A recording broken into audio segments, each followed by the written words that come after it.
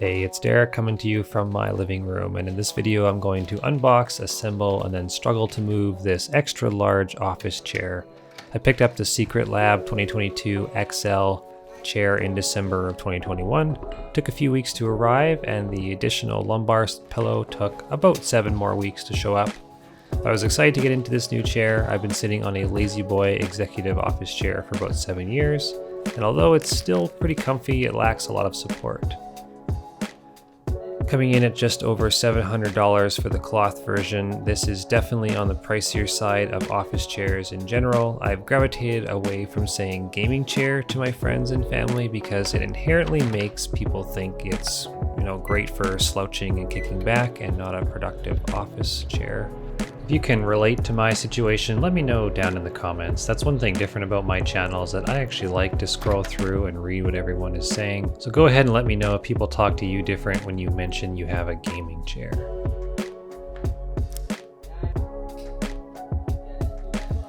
Circling back to the price, the chair and the lumbar pillow came in just over $800 delivered to my door. Saying this a few months after recording the footage. The pillow is 100% necessary because of something I'll mention later on in the video. The box was easy enough to move myself. It did come a little damaged in shipping, but props to Secretlab for keeping everything packaged well overall. That goes without saying that this video is not sponsored by anyone. I'm doing this on my own time to help people out that are looking to purchase a new chair for their office. This one is going in my home because that's where I've been working full-time for the past 2 years, and I love it.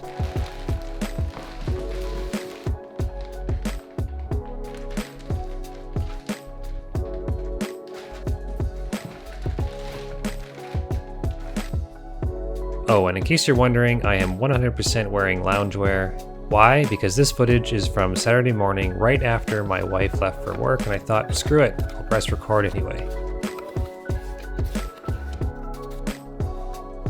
The chair was strategically packaged in the box so nothing would come loose or scratch during shipping. All the wheels and armrests were packaged very neatly, and there was a cool tool set that I actually have stored in my desk right beside me to keep things tight.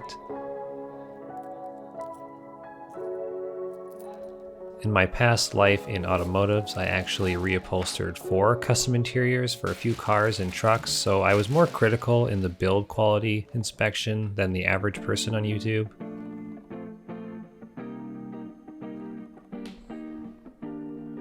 You can probably tell from a few of my facial expressions, or maybe lack thereof, that I'm neither disappointed nor overly thrilled with the quality of the chair.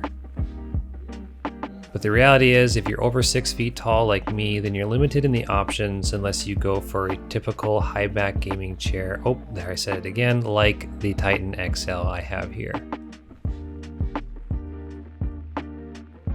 The base was surprisingly robust, so make sure not to mark any of your flooring when you flip the chair onto its wheels. The assembly was very straightforward. You assemble the backrest, you assemble the seat and the stand, then you fasten those parts together with 2 Allen bolts on either side. The armrests attached with the same 2 style Allen bolts, but you actually have magnetic covers, which means you can not only replace these, but Secretlab can also sell you upgrades that in reality should have come with the premium chair like this in the first place.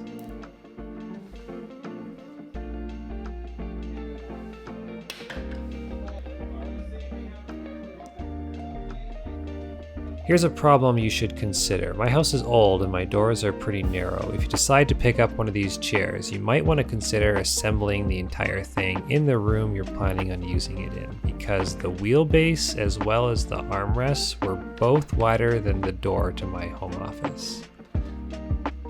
I gave myself permission to live with my back, but no joke, this chair is heavy and you should probably ask for help.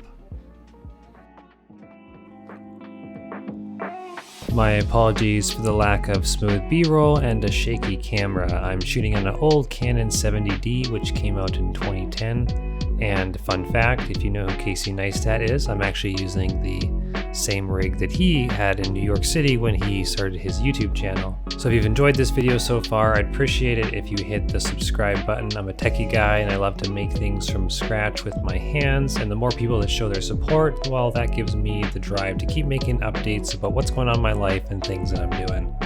Onto the chair, the magnetic headrest is a nice feature. I hated my previous gaming chair that had two ugly straps that held it in place.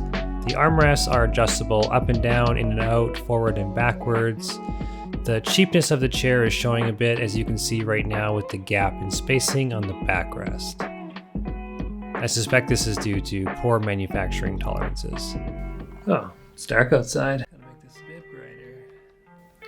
So yes, I would recommend buying this chair. I'm not going to go into all the details and features and adjustments of the chair. There's lots of information on the official website and even some other great videos online.